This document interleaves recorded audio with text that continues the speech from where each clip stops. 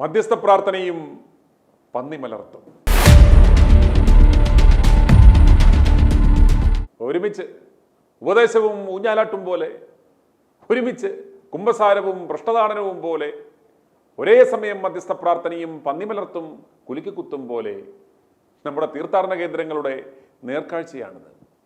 പെരുന്നാൾ സീസൺ ആകുമ്പോഴേക്കും ലോകത്തുള്ള സകലമാന ആഭാസന്മാരും ദണ്ഡക്കാരും ആദ്യം വന്ന് അവരവരുടെ സ്ഥലം പിടിക്കും. പെരുന്നാൾ കച്ചവടക്കാർക്ക് സ്ക്വയർ ഫീറ്റ് അടിസ്ഥാനത്തിൽ ലേലം വിളിച്ചാണ് പള്ളിക്കാർ സ്ഥലം അളന്ന് തിരിച്ചു കൊടുക്കുന്നത്.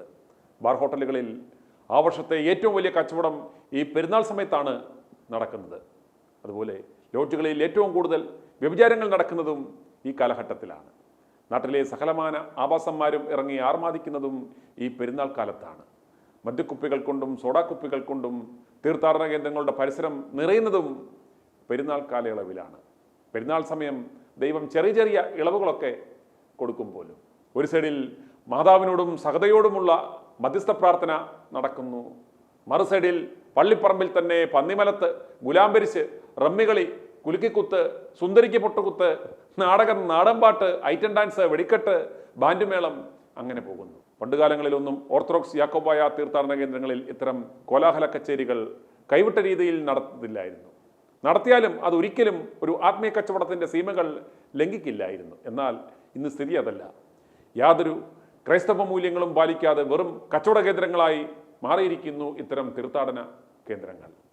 കഴിഞ്ഞ ദിവസങ്ങളിൽ i2 ന്യൂസ് നൽകിയ വാർത്തകൾ കണ്ട് ഓർത്തഡോക്സ് സഭാംഗവും കോട്ടയം സ്വദേശിയുമായ വർഗീസ് അച്ചായൻ്റെ പ്രതികരണം കേൾക്കുക.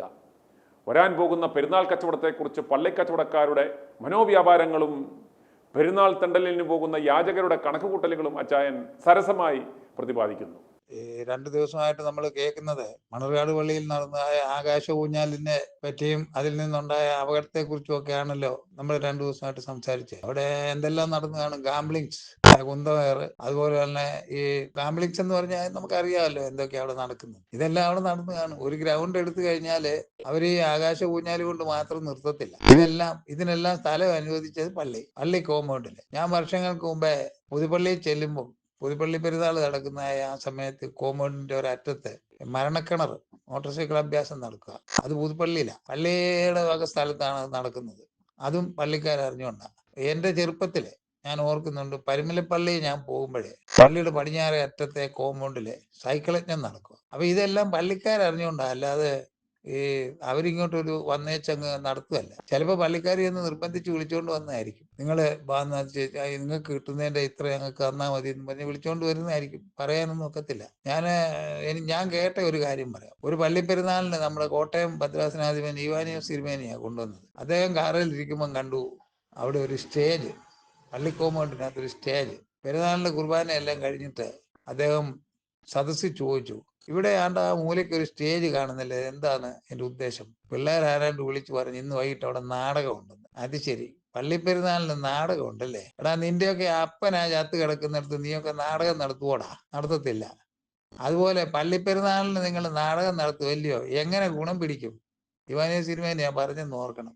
ഇടവക ജനങ്ങളെല്ലാം അങ്ങ് വല്ലാതായി. അതോടുകൂടി ആ പള്ളിയിലെ കലാപരിപാടികൾ അങ്ങ് നിർത്തി. 3 ദിവസത്തെ കൺവെൻഷനും ക്ലാസ്, പിറ്റേ ദിവസത്തെ 3 കുർബാനയൊക്കെ ആയിട്ട് അതങ്ങ് തീർന്നു. അതോടുകൂടി വർഷങ്ങൾക്ക് മുമ്പുള്ള സംഭവം ഞാൻ കേട്ടതാ. ഇവാനിയ സിനിമേനെയാണ് പറഞ്ഞത്, ഞാൻ കേട്ടതാ. അപ്പൊ അങ്ങനെയും വിശ്വസിക്കുന്നതായ, അതിനും തീർപ്പ് കൽപ്പിക്കുന്നതായ തിരുമേനിമാരും ഒക്കെ നമ്മുടെ സഭയിലുണ്ട്.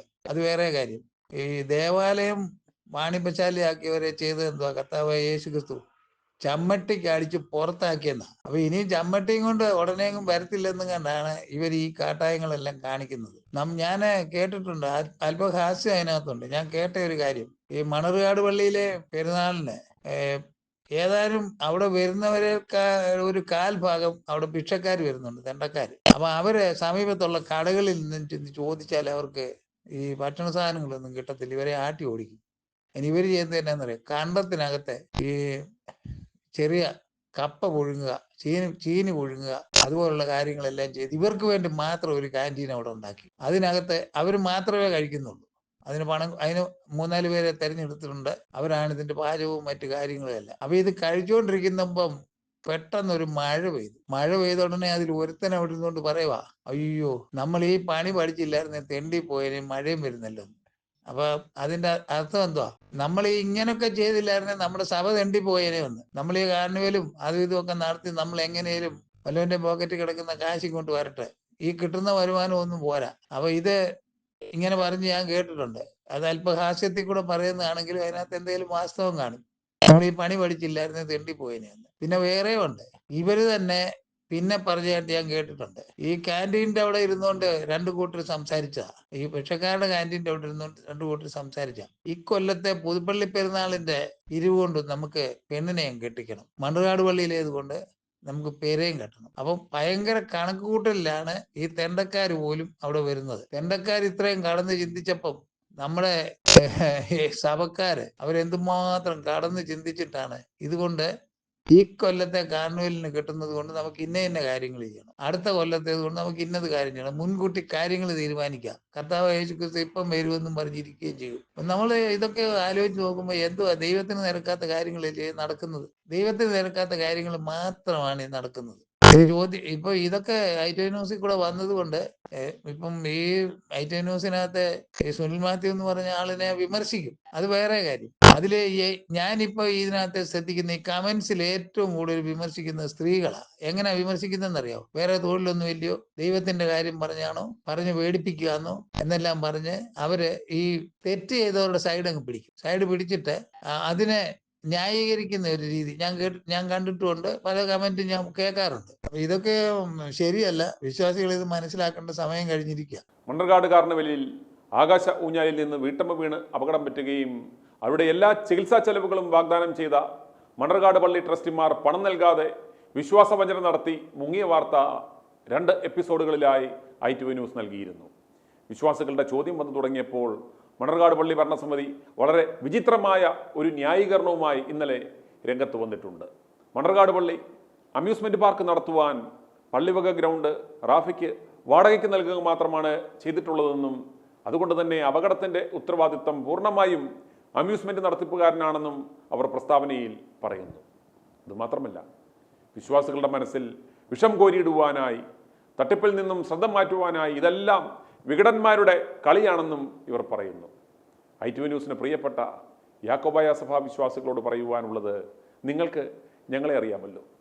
സഭയുടെ പ്രതിസന്ധി കാലഘട്ടങ്ങളിൽ നിങ്ങൾ ഇരയാക്കപ്പെട്ടപ്പോൾ ഞങ്ങൾ നിങ്ങളോടൊപ്പം നിന്നു. ഇപ്പോഴും ആ നിലപാടിൽ യാതൊരു മാറ്റവുമില്ല. എന്നാൽ വിശുദ്ധ കന്യകമാതാവിൻ്റെ മധ്യസ്ഥതയിലുള്ള ആ പരിപാവനമായ പള്ളിയെ തീവട്ടിക്കൊള്ളക്കാരന്മാരുടെ ഗുഹയാക്കി മാറ്റിയ നിലവിലെ കൊള്ളക്കാരന്മാരെ തുറന്നു കാണിക്കുക മാത്രമാണ് ഞങ്ങൾ ചെയ്യുന്നത്.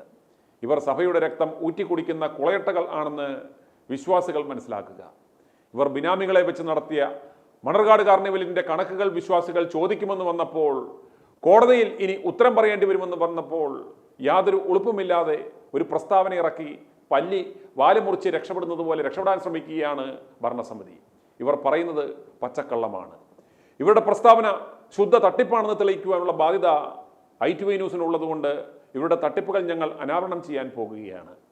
മണ്ണർകാട് കാർണിവൽ എന്നൊരു കാർണിവൽ പള്ളിയുടെ നേതൃത്വത്തിൽ നടത്തിയിട്ട് എത്ര ഉളുപ്പില്ലാതെയാണ് ഇവന്മാർ കള്ളം പറയുന്നത്. ഈ തട്ടിപ്പിൻ്റെ കാണാപ്പുറങ്ങൾ ഞങ്ങൾ പരമ്പരയായി പുറത്തുവിടുവാൻ പോകുകയാണ് ഇന്നു മുതൽ. മണ്ണർകാട് കാർണിവൽ നടത്തി പിടുങ്ങിയ പണം ആരുടെയെല്ലാം വായിൽ പോയി. മറക്കാതെ കാണുക ഇന്ന് വൈകിട്ട് 7 മണിക്ക് ITV ന്യൂസിൽ. i2i News, an eye for truth. i2i news subscribe ചെയ്തിട്ടില്ലാത്തവർ ഇപ്പോൾ തന്നെ സബ്സ്ക്രൈബ് ചെയ്യുക. നോട്ടിഫിക്കേഷൻ ലഭിക്കുവാൻ ബെൽ ബട്ടണും അമർത്തുക.